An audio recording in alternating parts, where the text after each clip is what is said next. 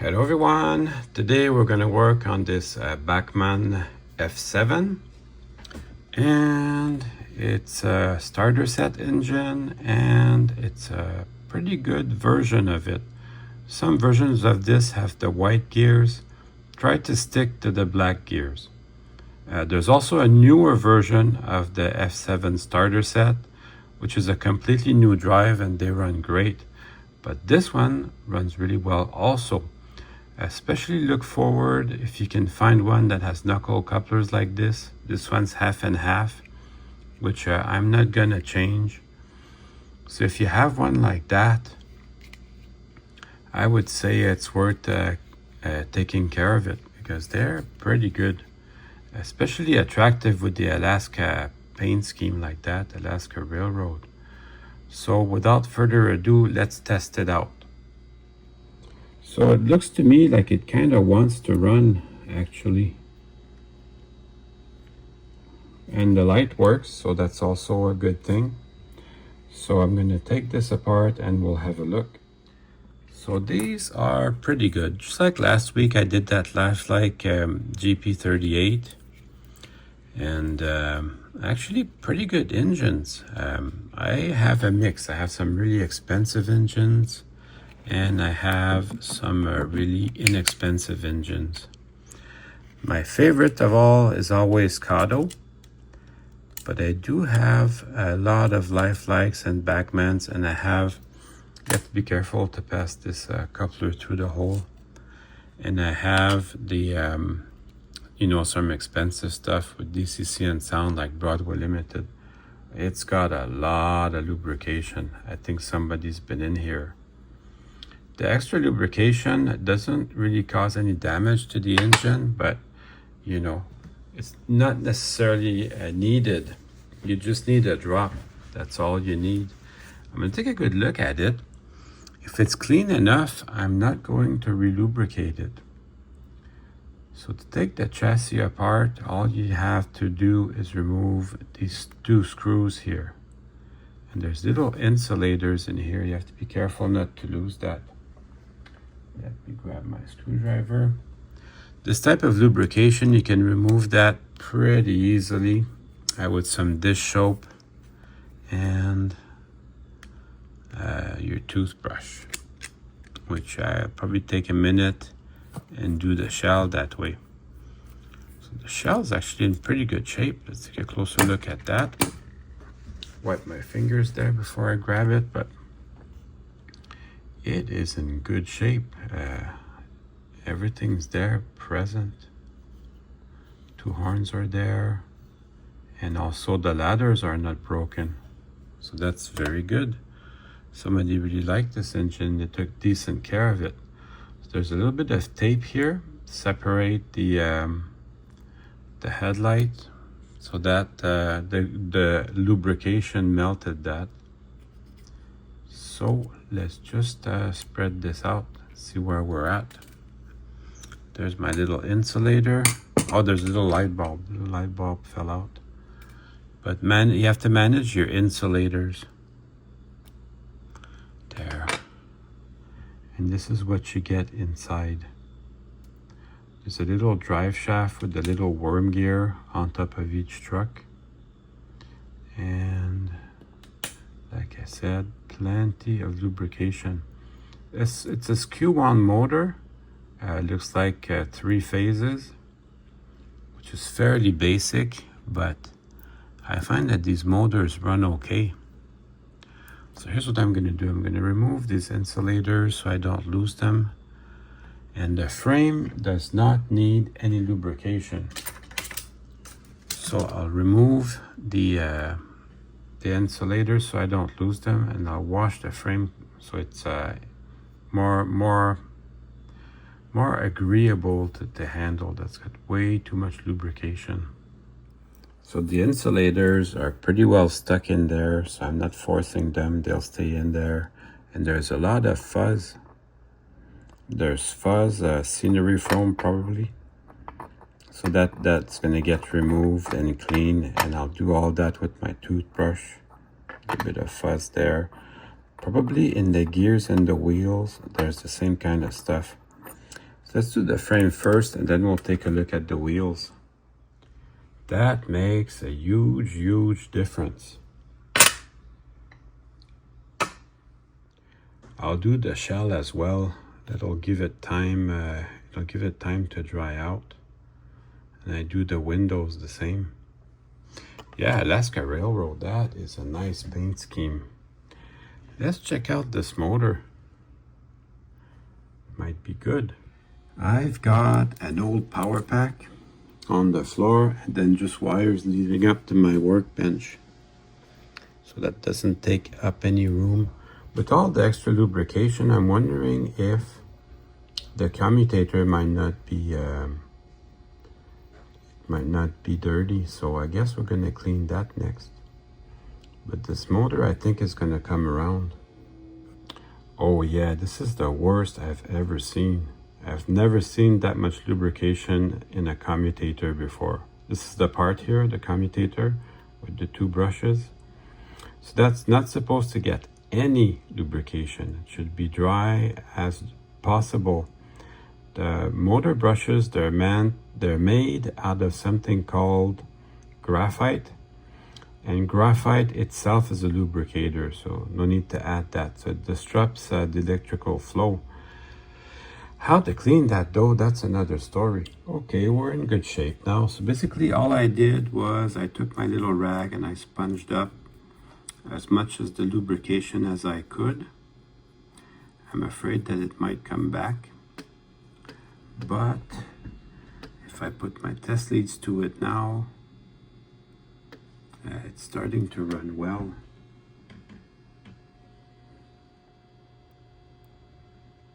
Maybe it just puts a little bit more voltage to it. Yeah, look at that. It's starting to run well now on the lowest step of my power pack already. So that was pretty easy. So I don't think it needs any more cleaning, or I don't think it needs any more lubrication either. I do like to run them in my hands like that. I like the feel of a little motor running in my hands. Yeah, runs very well. I will not be lubricating this.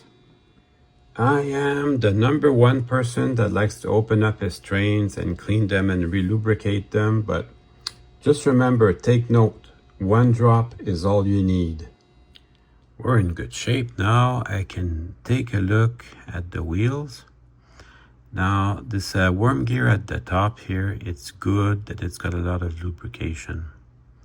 That part of the locomotive works hard. And the rest of the gears, they don't look too ugly.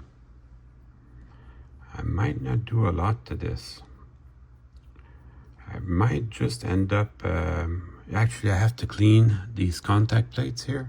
There's 2 little contact plates on the side, so I have to clean that.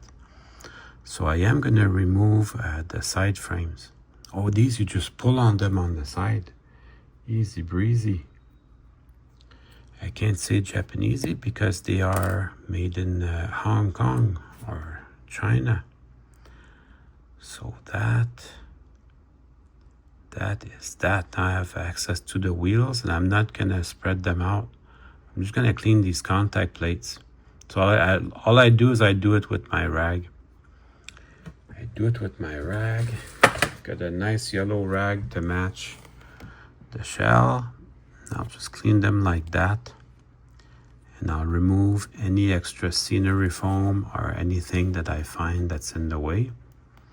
But we're in good shape. It's almost done, this build. Already everything's starting to feel a little better. So I'll just pull everything out like that.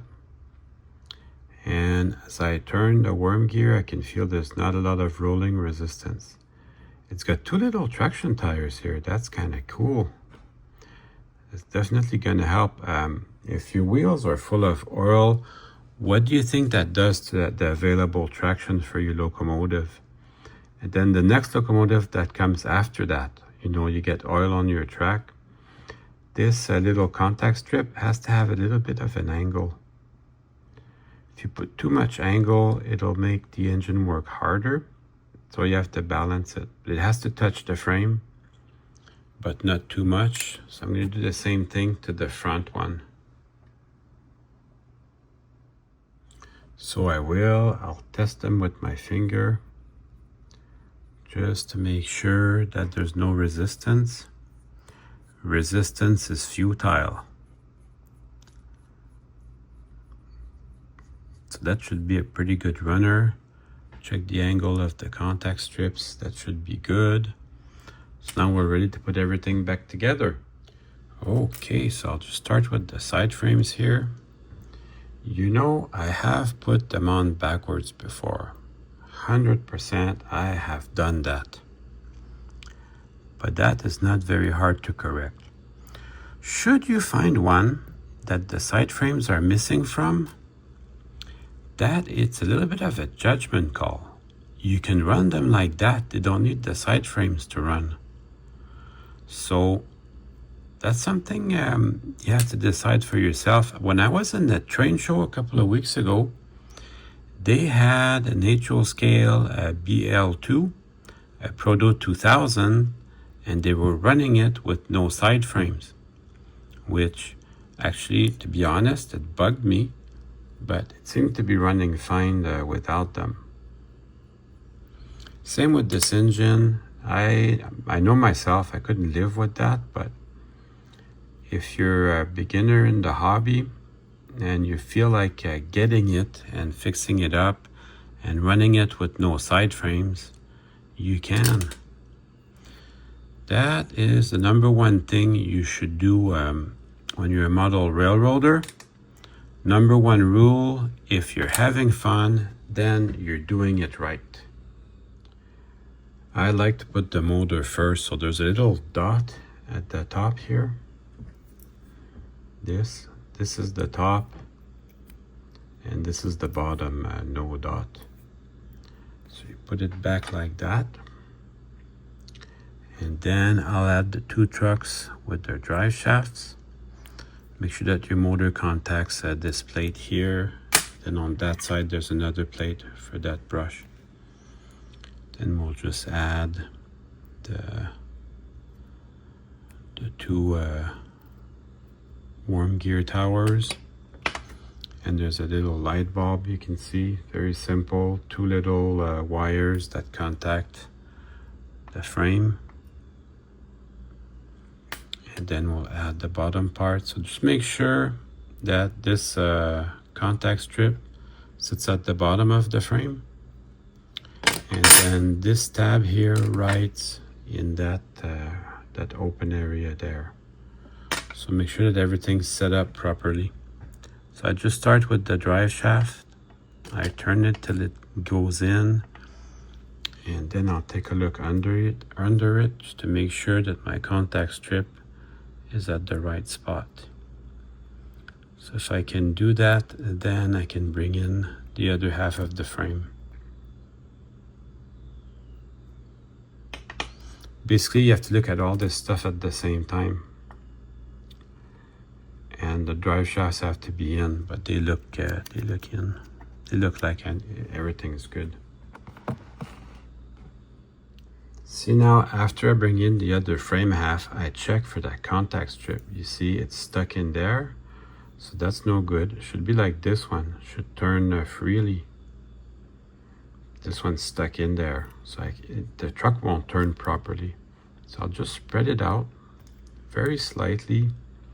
Bring my contact strip over the frame, on top of the frame, and then I'll just start these two screws. So I have not tightened anything yet, but I will bring the little light bulb in at this time so that I can just nudge it in there properly. Because the way they made it, it has a little bit of springiness, so that the two wires will contact the frame no matter what angle it's at. All that's left to do now is tighten the two little screws.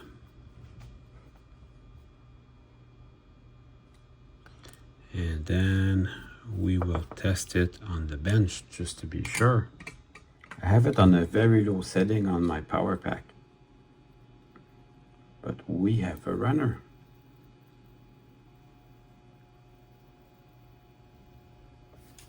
Check the light. Light works. So I'm happy about that. Actually, I think it could use some exercise. So let's go put it on the track and see how that goes. I put just a little tiny bit of masking tape on the top here. That can't hurt. You know, I haven't turned on my Cato soundbox in a long while.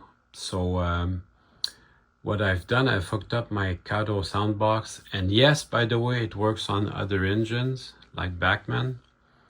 But I have it hooked up to a really good sound woofer. So if you want to hear the deep sound of the diesel engine, you have to turn on your subwoofer.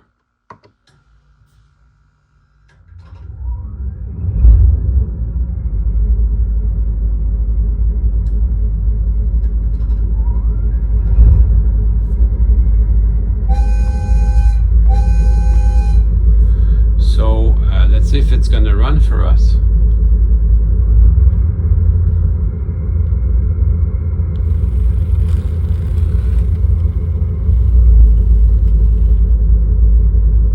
So that's looking good.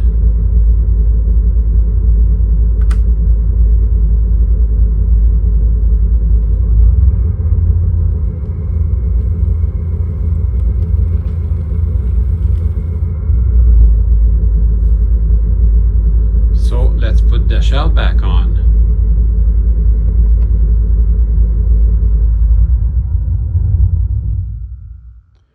So don't forget to wiggle your front coupler over and under this. I happen to have a nice Alaska Railroad caboose. It's one of the Reader's Digest high-speed metal ones, but I'm gonna use it today. You have to spread out the little tabs here. I can't get my fingernails in there because my fingernails are too big. But that should go in nice and easy.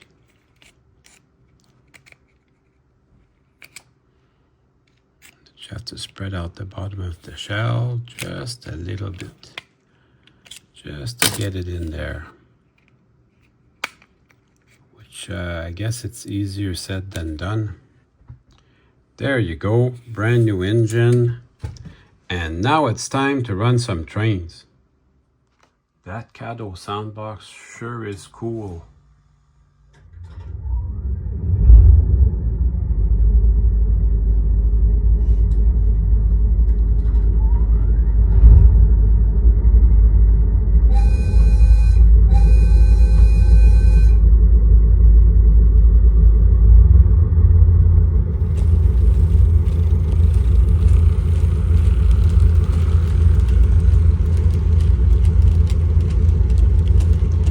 That Reader's Digest caboose, it's not the best, but I guess if you're really into it, they can run on your layout.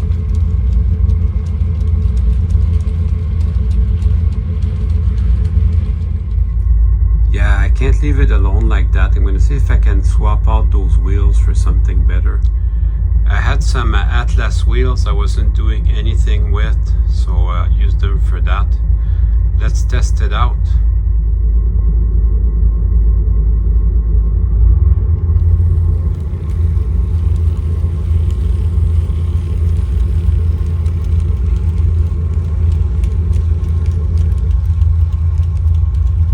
Yeah, so that's much better. So if you ever feel like using those high-speed metal cars, just change the wheels. Yeah, so Cato soundbox works with other engines.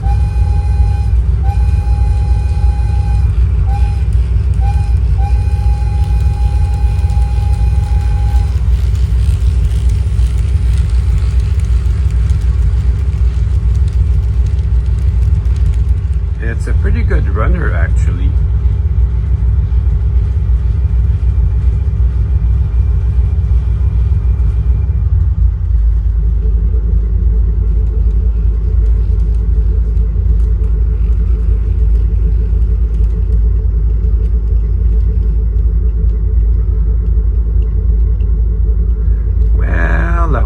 enjoyed the video.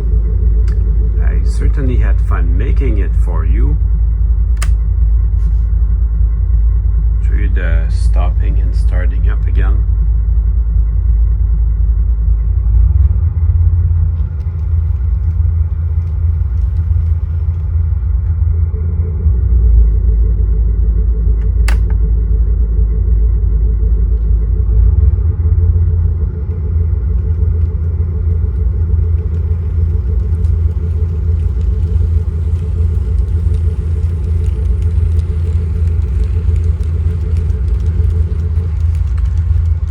See you soon.